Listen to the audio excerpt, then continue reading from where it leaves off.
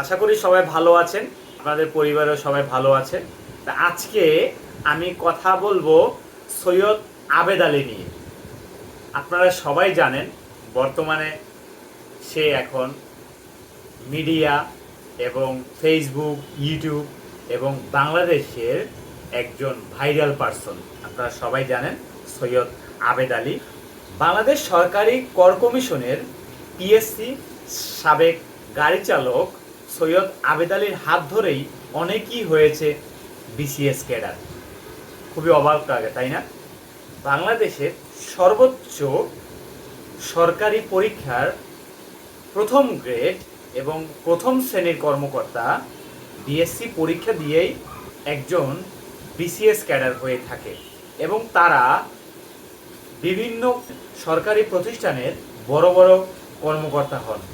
সেই পরীক্ষায় একজন গাড়ি চালক কিভাবে প্রশ্ন ফাঁস করে, খুবই অবাক করার বিষয়।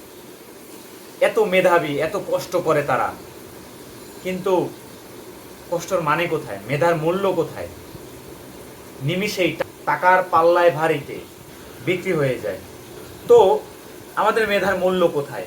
একেবারে যদি আপনি তুলনা করেন, জিরো কোঠায় বললেই বলা যায় কি, তাই নয় কি? অবশ্যই তাই। আমাদের প্রশাসনের দৃষ্টি আকর্ষণ করা উচিত, সরকারের দৃষ্টি আকর্ষণ করা উচিত এইসব জঙ্গল, এইসব মানুষদের দূরে সরানো উচিত এবং দেশে যে মেধার অনুযায়ী সরকারি কোঠায় যদি একজন ব্যক্তি সরকারি চাকরি পায় তাহলে সেই দেশে উন্নত হবে মাস্ট।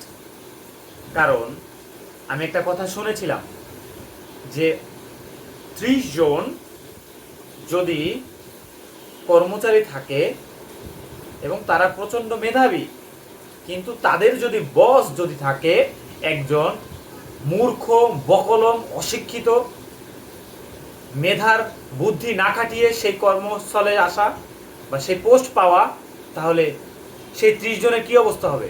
কোনো মেধার মূল্যায়ন আছে? কোনো মেধার মূল্যায়ন নাই। স্বাভাবিক ওই 30 জন গোল্লায় যাবে ওই একজনের জন্য।